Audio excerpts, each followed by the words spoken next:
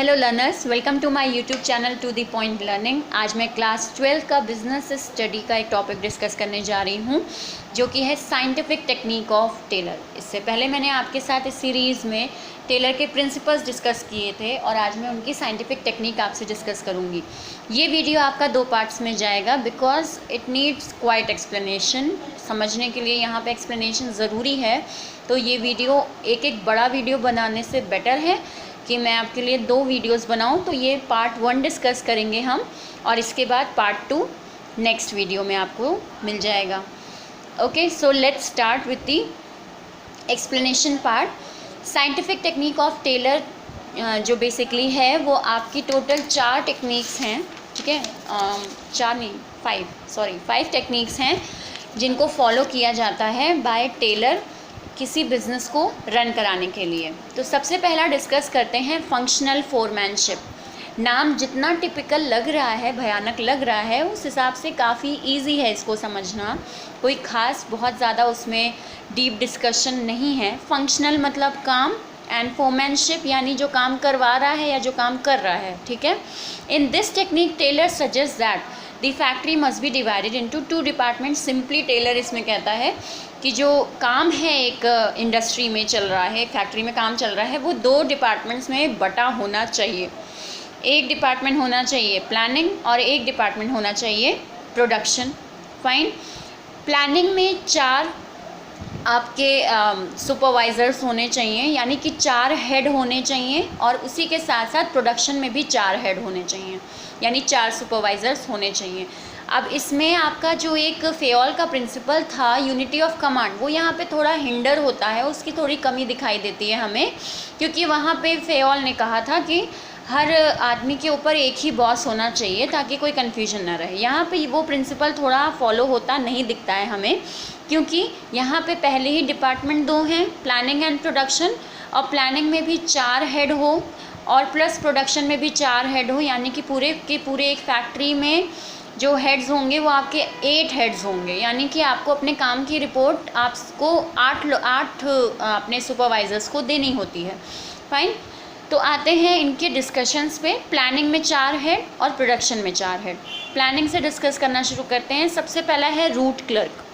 Root clerk का काम क्या होता है? To fix the sequence of steps in job, यानी कि ये केवल एक जॉब यानी एक काम को करने में कौन कौन से स्टेप्स लगने हैं इनको फिक्स करने का काम करता है। एक बात बता दूं, प्लानिंग में जितने भी आपके ये हेड्स हैं, ये सारा का सारा काम क्या करेंगे? केवल प्लानिंग का ही करेंगे, केवल सोचने का और रूल्स वगैरह बनाने का काम करेंगे। ये लोग प्रोडक्ट के बनाने में अपना सहयोग नहीं देंगे, बल्कि उसकी प्लानिंग में ज़्यादा अपनी इम्पोर्टेंस देंगे। सो रूट क्लर्क एक ही काम करता है कि वो हर जॉब में देखता है कि कितने स्टेप चाहिए हैं जिसमें ये जॉब कंप्लीट हो जाए, यानी ये काम पूरा हो जाए तो कितने स्टेप चाहिए। नेक्स्ट आते हैं इंस्ट्रक्शन कार्ड क्लर्क। ये काम क्या करता है? Gives general instruction to carry on job. काम को करने के लिए जो बेसिक इंस्ट्रक्शंस चाहिए हैं, यानी यहाँ पे क्या डिसाइड हुआ? इतना काम करना है, ये काम करना है, ये काम करना है, ये काम करना है, ये किसने डिसाइड किया? रूट क्लर्क ने। इसके बाद उस काम को करना कैसे है, उसके इंस्ट्रक्शंस जो देगा वो कौन देगा? इंस्ट्रक्शन कार्ड क्लर्क देगा कि तुम्हें ये काम ऐसे करना है, तो ये वाला काम ऐसे करना है, तो इसको ऐसे करना है। तो ये इंस्ट्रक्शन कार्ड का काम होता है। नेक्स्ट आता है टाइम एंड कॉस्ट क्लर्क। ये इस बात का ध्यान देता है कि to fix the time for every job and its cost. जो ऊपर जॉब डिसाइड हुई है फर्स्ट में और सेकेंड में, उस जॉब में कितना टाइम लगेगा ये वो निकालता है, ये फाइंड आउट करता है, ये प्लान आउट करता है कि कितना टाइम लग रहा है हर एक जॉब में, हर एक टास्क में, प्लस उसमें कितना खर्चा लग रहा है। फाइन। तो हर जॉब में टाइम प्लस खर्चा कितना लगेगा ये फाइंड करने का काम टाइम एंड कॉस्ट क्लर्क का होता है। एंड लास्ट हमारा आता है डिसिप्लिनेरियन। ये डिसिप्लिन को देखने का काम करता है कि ये ऊपर जितना काम हो रहा है और आगे जो होगा वो ऑर्डर्ड और सिस्टमैटिक मैनर में हो, यानी कि परफॉर्मेंस ऑफ जॉब एक डिसिप्लिन वे में हो। ये देखने का काम कौन करेगा? डिसिप्लिनेरियन करेगा। फाइन। तो ये अगर हम देखें तो ये जितने चारों के चारों हैं बंदे, ये काम नहीं करेंगे, ये केवल यहाँ पे प्लानिंग का काम करेंगे, यानी सोचने का काम करेंगे और ऑर्डर्स को पारित करने का काम करेंगे कि देंगे काम। तो इनका वर्क क्या हुआ? प्लानिंग का हुआ। आते हैं नेक्स्ट पे प्रोडक्शन। प्रोडक्शन क्या करेगा, प्रोडक्शन में भी 4 हेड आपके डिवाइड होने चाहिए अकॉर्डिंग टू टेलर। पहला आता है गैंग बॉस, यानी गैंग का बॉस। अब ये क्या करेगा, arrangement of all machines and tool. एक प्रोडक्शन में जो भी मशीन्स और टूल्स चाहिए हैं उनके अरेंजमेंट का काम ये करेगा। ये देखेगा कि कहीं किसी मशीन की कोई कमी ना होने पाए, ठीक, हर मशीन्स मिल जाएं आराम से लोगों को, वर्कर्स को काम करने के लिए, और टूल्स भी उनके पास हों। उनके अरेंजमेंट का काम गैंग बॉस। फिर आते हैं स्पीड बॉस। अब स्पीड बॉस है तो यानी स्पीड में ही दौड़ेगा। ये क्या क्या ध्यान करेगा, क्या देखेगा, वर्क शुड टाइमली कंप्लीट। ये देखेगा कि हर वर्कर अपने हिस्से का काम जल्दी से जल्दी कर ले, टाइम ना लगे, टाइम वेस्ट ना हो। जितना टाइम रिक्वायर्ड है, जितना टाइम इन्होंने फाइंड किया था टाइम एंड कॉस्ट क्लर्क में, वो टाइम, उस टाइम के अंदर काम हो जाए, तो ये स्पीड बॉस करेगा। नेक्स्ट आते हैं repair boss, to monitor whether tools are working properly और नॉट। अब ऊपर वाले ने तो क्या कर दिया, गैंग बॉस ने अरेंजमेंट करवा दिया, लेकिन क्या वो मशीन टूल्स सारे टाइम सही से चलेंगे? अगर नहीं चलेंगे तो उनको रिपेयर करने का काम कौन करेगा, ये रिपेयर बॉस करेगा, ठीक। तो रिपेयर बॉस का काम यही होता है कि सारे टूल्स वगैरह वर्किंग कंडीशन में चलते रहें। नेक्स्ट आते हैं लास्ट इंस्पेक्टर। इंस्पेक्टर हैं तो ये क्या करेंगे, ये चेक करने का काम करेंगे कि जो भी प्रोडक्ट फाइनली बन रहा है उसकी क्वालिटी अच्छी है या नहीं। एक कन्फ्यूजन हो सकता है कि डिसिप्लिनेरियन क्या करता है, इंस्पेक्टर क्या करता है, थोड़ा सेम है मैम, तो सेम नहीं है। डिसिप्लिनेरियन केवल ये देखेगा कि काम सिस्टमैटिक और ऑर्डर वे में हो, और इंस्पेक्टर क्या, जो फाइनली प्रोडक्ट बन गया उसकी क्वालिटी कंट्रोल का चेक करने का काम ये इंस्पेक्टर करता है कि सामान सही बना है या नहीं। फाइन, तो ये पूरा आपका जितना ये टास्क है ये होता है फंक्शनल फोरमैनशिप के अंदर।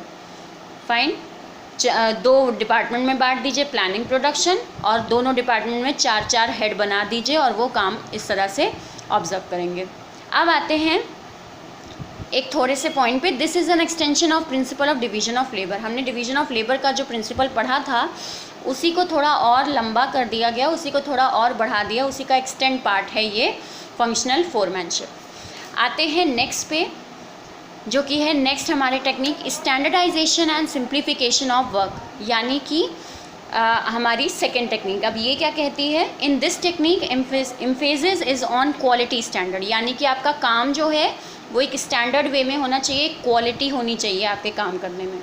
That is work material tools machine should be selected by keeping in mind it's quality. आप रॉ मटेरियल से लेकर फिनिश प्रोडक्ट बनने तक एक क्वालिटी मेंटेन रखें। ये क्वालिटी मेंटेन कैसे होगी, जब आप स्टार्टिंग में रॉ मटेरियल ही बहुत बढ़िया ख़रीद रहे हैं, एक सेलेक्टेड स्टैंडर्ड प्रोडक्ट ख़रीद रहे हैं। ऐसा ना हो कि आप बहुत हाई फाई रॉ मटेरियल ख़रीदें कि आपके प्रोडक्ट का जो फिनिश प्रोडक्ट बने उसका प्राइस बढ़ जाए, ऐसा भी नहीं है। यहाँ पे ये नहीं कहा जा रहा है, यहाँ पे ये कहा जा रहा है कि एक स्टैंडर्ड आप बनाइए अपनी कंपनी में कि किस स्टैंडर्ड के प्रोडक्ट खरीदेंगे, किस रैंक के रॉ मटेरियल आप खरीदेंगे जिनका फिनिश प्रोडक्ट आप बना रहे हैं। तो अकॉर्डिंग टू टेलर एक स्टैंडर्ड हर कंपनी का होना चाहिए।